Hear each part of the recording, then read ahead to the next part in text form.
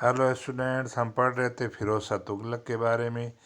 किस प्रकार वो उसको गद्दी पे बिठाया गया, किसने उसका विरोध किया। फिर उसकी गृह नीति हमने पढ़ी जिसमें उसके राजत्व का सिद्धांत, इसके समय वजीर का पावर सबसे ज़्यादा बढ़ गया था वो हमने बात की।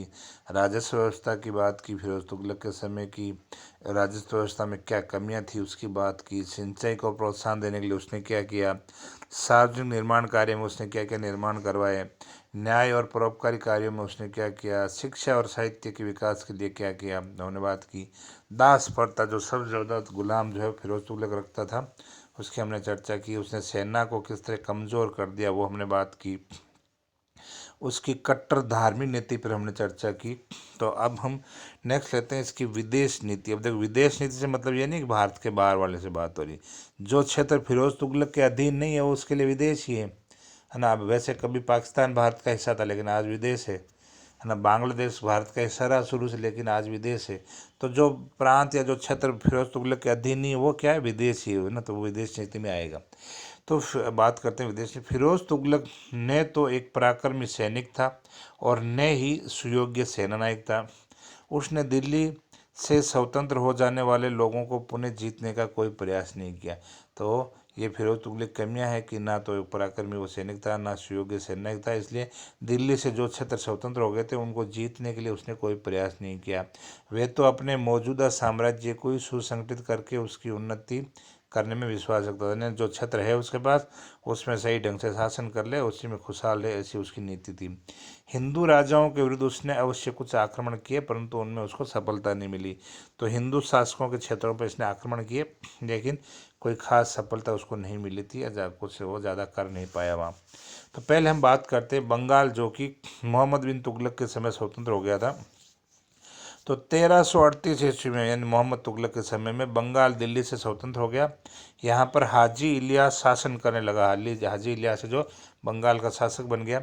1353 ईस्वी में फिरोज ने एक विशाल सेना के साथ बंगाल पर आक्रमण किया। हाजी इलियास ने अपनी राजधानी पांडवा, जो बंगाल की राजधानी थी पांडवा, को छोड़ करके इकदला, एक दुर्ग था, इकदला के शक्तिशाली दुर्ग में शरण ली। वहाँ पर ये हाजी इलियास चला गया।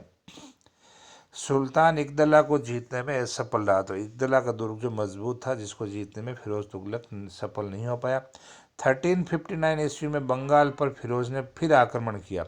तो इस समय हाजी इलियास का बेटा था सिकंदर, जो बंगाल का शासन ये था। हाजी इलियास नहीं, अब इसका बेटा सिकंदर जो है यहाँ शासन कर रहा है। इसके सिकंदर के अत्याचारों से जो है बंगाल की जनता और अमीर जो है वो परेशान हो गए थे। तो अमीरों ने परेशान होकर के फिरोज तुगलक से मदद मांगी थी कि वो बंगाल पर आए, आक्रमण करें। तो फिरोज के आक्रमण पर सिकंदर भी अपने पिता की तरह राजधानी पांडवा छोड़ करके वो जो इकदला के दुर्ग में चला गया। और फिरोज इस बार भी इकदला को जीत नहीं पाया और वापस उसको लौटना पड़ा। और मतलब निराश, बिना सफलता के वो वापस लौट पड़ा और बंगाल की स्वतंत्रता कायम रही। बंगाल जो है वो स्वतंत्र प्रांत बना रहा। अब देखो, फिरोज तुगलक को बंगाल में असफलता मिल रही है, इस वजह से अब ये गुस्सा किस पे निकालेगा इसकी, अब निकालेगा हिंदू प्रांतों पे ये गुस्सा। बंगाल में 2 बार आक्रमण किया, कुछ हाथ नहीं लगा, बदनामी हो गई, असफल होकर लौट रहा है। तब प्रतिशोध या गुस्सा निकाल रहा है हिंदू प्रांतों पे। तो नेक्स्ट बात करते हैं जगन्नाथपुरी, जो उड़ीसा में है ना। पुरी की तीर्थ यात्रा वाला जो प्रसिद्ध मेला लगता है, भगवान श्री जगन्नाथ का मेला लगता है वो। तो बंगाल से लौटते के दौरान फिरोज ने उड़ीसा स्थित हिंदुओं के जाजनगर राज्य पर आक्रमण का फैसला किया। यानी बंगाल का गुस्सा यहाँ जाजनगर उड़ीसा पर निकालना है। तो हिंदू राज्य पर आक्रमण का फैसला किया। उसका उद्देश्य था पुरी के विख्यात जगन्नाथ मंदिर को नष्ट करना। तो ये जगन्नाथ मंदिर को तोड़ना चाहता था, है ना। तो मुसलमानों में जो इसकी छवि खराब हो गई कि बंगाल को जीत नहीं पाया, तो उनको खुश करने के लिए जगन्नाथ मंदिर को नष्ट करने का इरादा लेकर निकला है पुरी की तरफ, उड़ीसा की तरफ। मार्ग में हिंदू शासक व शाही सेना ने इसका विरोध किया परंतु वो पराजित होकर हार गए।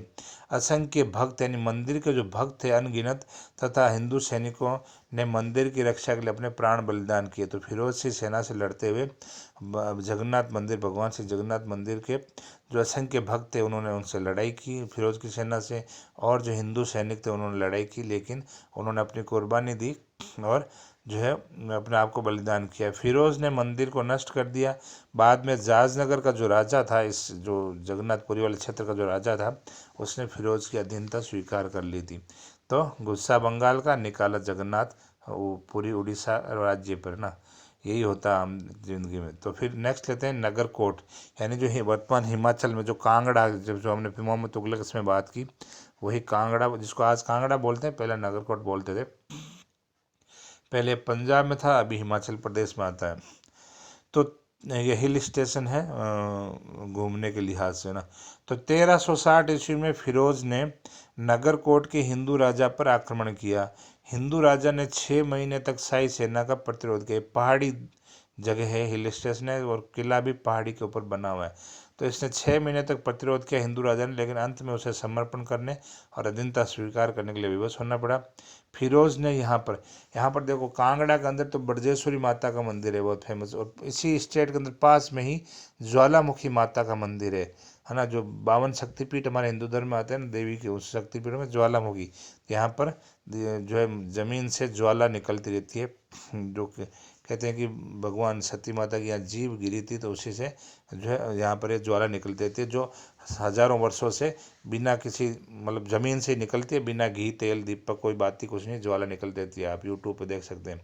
तो ज्वालामुखी मंदिर और मूर्तियों को जो है इसने यहाँ पर नष्ट किया। तो हमने पढ़ा ना कि फिरोज तुगलक धार्मिक रूप से बहुत ज़्यादा संकीर्ण था, निम्न विचारों वाला था। तो ये तुम उदाहरण देख रहे हो कि ये वास्तव में कितना धार्मिक दृष्टि से जो है निम्न दृष्टि का इंसान था। तो ये अपनी हार जो बंगाल में मिल रही है, उसका प्रतिशोध जो है यहाँ पे हिंदू मंदिरों को तोड़ के वहाँ पर दिखा रहा है, दूसरे धर्मों को नुकसान पहुँचा के कर रहा है। अब फोर्थ लेते हैं सिंध। ये सिंध जो वर्तमान पाकिस्तान में आता है वो है। इस समय सिंध पर जाम बावनिया का शासन था। 1361-62 ईस्वी में फिरोज ने एक विशाल सेना के साथ सिंध पर आक्रमण किया, परंतु जाम बावनिया ने शाही सेना यानी फिरोज की सेना को भारी नुकसान पहुंचाया। तो फिरोज को यहाँ पर भारी नुकसान हुआ है। तब दिल्ली से जो वजीर खानजा मकबूल था, वो शक्तिशाली सेना एक और भेजी फिरोज की मदद के लिए। इस सेना के साथ फिरोज ने 1363 ईस्वी में थट्टा पर आक्रमण किया। सिंध में जो थट्टा जगह, वहाँ पर जहाँ पर मोहम्मद तुगलक की मौत हुई थी, वहाँ थट्टा पर आक्रमण किया, और अंत में जाम बावनिया ने अधीनता स्वीकार कर ली। तो ये सिंध का अभियान इसने किया, जिसमें इसको काफ़ी नुकसान उठाना पड़ा। फाइनली जाम बावनिया जो सिंध का शासक था, उसने अधीनता मान लिया ना। पांचवा लेते हैं विद्रोहों का दमन, यानी इसके राज्य में कौन से क्षेत्रों में किन्होंने विद्रोह किया और उसको दबाने के लिए इसने क्या किया। तो फिरोज के समय पहला विद्रोह गुजरात के सूबेदार दमगानी ने किया। शाही सेना ने उसे परास्त करके मार डाला। तो ये पहला विद्रोह जो हुआ गुजरात में, उसको दबा दिया गया, और विद्रोह करने वाला सूबेदार दमगानी की उसको मार दिया गया। दूसरा विद्रोह 1377 ईस्वी में जो इटावा है ना, वो इटावा जो यूपी में के जमींदारों ने यहाँ पर किया है। इटावा के जमींदार ने किया। तो वे लोग क्या बिना कठोरता के कर चुकाने का आदि नहीं। कुछ लोग होते हैं ना, बिना गवर्नमेंट स्ट्रिक्ट नहीं होती तब तक कुछ करने को तैयार नहीं। तो ये जमींदार यहाँ के जो है, जब तक राजा स्ट्रिक्ट नहीं होता तब तक कर देने को तैयार नहीं होते थे। तो शाही सेना ने उनके विद्रोह को भी दबा दिया कठोरता से। तीसरा विद्रोह बुंदेलखंड है ना, झांसी और वाला जो क्षेत्र है। तो बुंदेलखंड में स्थित कठर के राजा खड़कू ने जो विद्रोह किया। शाही सेना के आने पर खड़कू जो है पहाड़ियों में भाग गया ना अपने सेना सहित। लेकिन जो है फिरोज तुगलक की जो सेना ने जो है, यहाँ पर ये हिंदू राजा का एरिया है, तो यहाँ पर फिरोज तुगलक की सेना ने, राजा तो अपने सैनिक और परिवार सहित भाग गया पहाड़ों में। ऐसा जनता जो थी, जिनका कोई लेन देन नहीं था इस विद्रोह से, उनमें लूटमार की, कत्लेआम का शिकार बनाया, यानी निर्दोष जनता को इसने मारा है। तो ये इसकी फिर जो है धार्मिक कट्टरता का प्रमाण मिलता है। तो ये इसके समय विदेश नीति थी। हमने 5 पॉइंटों में इसको पढ़ा। अब लेते हैं फिरोज के अंतिम दिन और मृत्यु। तो जुलाई 1364 ईस्वी में फिरोज का बेटा था, जो उसको उत्तराधिकारी बनाया गया था, फतेह खां, उसकी मौत हो गई। जो फिरोज ने कहा था कि मेरे बाद जो है ये फतेह खां जो है सुल्तान बनेगा, उसकी मौत हो गई है। उससे उसको गहरा सदमा पहुंचा। फिर उसने अपने दूसरे बेटे जफर खां को उत्तराधिकारी घोषित किया कि अब जो है जफर का नेक्स्ट जो है सुल्तान बनेगा। लेकिन थोड़े दिनों बाद जफर खां भी मर गया। फिर तीसरे बेटे मोहम्मद खां को युवराज बनाया। तो मोहम्मद खां को क्या सुल्तान बनने की बड़ी जल्दबाजी थी, उत्तराधिकारी घोषित कर दिया, तो उसको सिंहासन पर बैठने की बड़ी जल्दी थी, है ना। तो रहा नहीं गया उत्तराधिकारी घोषित करने के बाद में कि मैं जल्दी से सुल्तान बन जाऊँ, इसलिए उसने अपने सबसे बड़ी बाधा थी वजीर, उसकी हत्या करवा दी। मोहम्मद खान ने जो फिरोज़ का सबसे बड़ा वफादार था वजीर, उसकी हत्या करवा दी। और 1387 ईस्वी में युवराज नसरुद्दीन मोहम्मद शाह की उपाधि धारण करके जब पिता के साथ साथ शासन करने लगा, तो इसने उपाधि भी धारण कर ली, जो युवराज नसरुद्दीन मोहम्मद शाह, और पिता के साथ साथ दोनों बाप बेटे दोनों साथ में शासन कर रहे हैं। परंतु शीघ्र ही कुछ लोगों को क्या अपनी तरक्की रास नहीं आती, निम्न श्रेणी से उठते हैं ना, तो जैसे को थोड़ा धन पैसा सक्षम होते हैं तो फिर वो भोग विलास में डूब जाते हैं ना, शराब नशा ये सब। तो वो शीघ्र ही जो भोग विलास में डूब गया, तब फिरोज ने अपने पौत्र जो पौत्र मतलब भोग विलास में डूब के बर्बाद हो गया वो, है ना। तब उसके फिरोज ने अपने पोते गयासुद्दीन तुगलक शाह को अपना उत्तराधिकारी नियुक्त किया। और फिर 20 सितंबर 1388 ईस्वी को लगभग 80 वर्ष की उम्र में फिरोज की मौत हो जाती है। तो ये फिरोज के अंतिम दिन उसकी मृत्यु थी। अब बात करते हैं अंतिम पॉइंट की, फिरोज का चरित्र और मूल्यांकन, यानी फिरोज किस टाइप का इंसान था, उसके बारे में क्या कुछ नेगेटिव बातें हैं और क्या कुछ है क्या पॉजिटिव बोलने के लिए, तो वो बातें। तो फिरोज के चरित्र में कई दोष थे, उसकी शासन व्यवस्था में कमियां थी, और सैनिक अभियानों में उसे असफलता ही हाथ लगी थी, यानी सैनिक अभियान कुछ उसके सफल ज़्यादा रहे नहीं।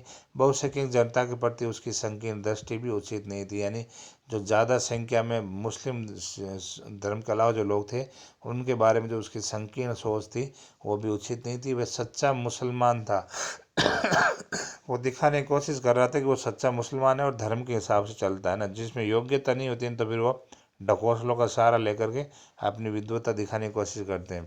तो धर्म के नियमों का पालन करता था और अपनी प्रजा का हितैषी था। प्रजा कौन सी? सिर्फ मुस्लिम प्रजा, सुन्नी प्रजा, है ना। वे दयालु और उदार शासक था, किसके लिए? सिर्फ सुन्नियों के लिए। वे एक दानी शासक था, वो सिर्फ अपने लिए अपनों के लिए। फिरोज ने अपनी प्रजा की भौतिक उन्नति के लिए इतने अधिक काम किए कि प्रजा मोहम्मद तुगलक के समय कठिन दिनों को भूल गई। परंतु फिरोज की दयालुता, उदारता, समाज सेविका आदि बातें केवल सुन्नी मुसलमानों तक थी, यानी जो ये सारे अच्छे काम वो कर रहा था सिर्फ सुन्नी मुसलमानों के लिए कर रहा था, बाकी उसको ना शियाओं से मतलब है ना किसी और धर्म के लोगों से। वे इस्लाम के नियमों के विरुद्ध चोरी छिपे शराब पीता था। तो इस्लाम में शराब पीना मना होता है, तो इसलिए चोरी छिपे शराब पी रहा है, यानी जो अच्छापन दिखा रहा है वो लोगों को दिखा रहा है, अंदर अंदर अंदर जो है गलत काम भी कर रहे हैं, शराब पीना ये सब कुछ कर रहा है। वो संगीत नृत्य का भी आनंद लेता है, तो इस्लाम में संगीत और नृत्य पर बैंड होता है, लेकिन ये सब भी है उसका भी रुचि लेता था, उसको देखता था, आनंद लेता था इन संगीत नृत्य का। उसने उलेमाओं के प्रभाव में आकर हिंदू प्रजा और गैर सुन्नी मुसलमानों पर जो है अत्यधिक अत्याचार किए। तो ये अत्याचार कर रहा है उलेमाओं को खुश करने के लिए, क्योंकि उन्हीं उलेमाओं ने उसको सुल्तान बनाया और वही उसको सपोर्ट कर रहे हैं, तो उनको खुश करने के लिए वो शियाओं पर और गैर सुन्नियों पर अत्याचार कर रहा है। प्रशासन के क्षेत्र में फिरोज एक असफल शासक रहा, क्योंकि हमने देखा उसने सेना को कमज़ोर कर दिया, राजस्व व्यवस्था में कमियां डाल दी, है ना, ठेके पे देना या सब कुछ, मतलब पूरा सिस्टम उसके समय पूरा अस्त व्यस्त हो गया। तो वह भ्रष्टाचार को समाप्त नहीं कर पाया और लगान व्यवस्था ठेके पर देने से किसानों का शोषण हुआ। फिरोज भी फिरोज एक भी खोए हुए प्रांत को पुनः अधीनता में नहीं ला सका। तो इस प्रकार, और राजपूताना में भी वो कुछ ज़्यादा कर नहीं सका। उसकी नीतियों और कार्यों ने तुगलक वंश के पतन के बीज बो दिए, यानी जो उसने काम किए उसकी वजह से तुगलक वंश जो है कुछ समय बाद ही ख़त्म हो गया था। तो ये तुगलक वंश के बारे में अंतिम टॉपिक था, क्योंकि इसके बाद जो भी तुगलक वंश के शासक बने वो अयोग्य थे और हमारे सिलेबस में नहीं है। तुगलक वंश के बाद में सैयद वंश का शासन आता है 1414 ईस्वी से लेकर 1451 ईस्वी तक, और 1451 से लेकर के 1526 तक आता है लोधी वंश। लोधी वंश में 3 प्रमुख शासक होते हैं, बहलोल लोधी, सिकंदर लोधी और इब्राहिम लोधी, लेकिन वो भी हमारे सिलेबस में नहीं है। फिर हमारा टॉपिक आ जाएगा जो है बलबन और नहीं सॉरी बाबर और फिर मुगल वंश ना। तो अभी नेक्स्ट टॉपिक आएगा तैमूर का आक्रमण। 1398 में तैमूर का भारत पे आक्रमण होता है, तो वो हम लेंगे। तो ये फिरोज तुगलक के बारे में इतना ही, और बाकी इस तुगलक वंश के पतन के बाद जो प्रांत स्वतंत्र हुए एक एक करके वो हमारे सिलेबस में, तो हम उनको पढ़ेंगे। तो आज की क्लास में इतना ही।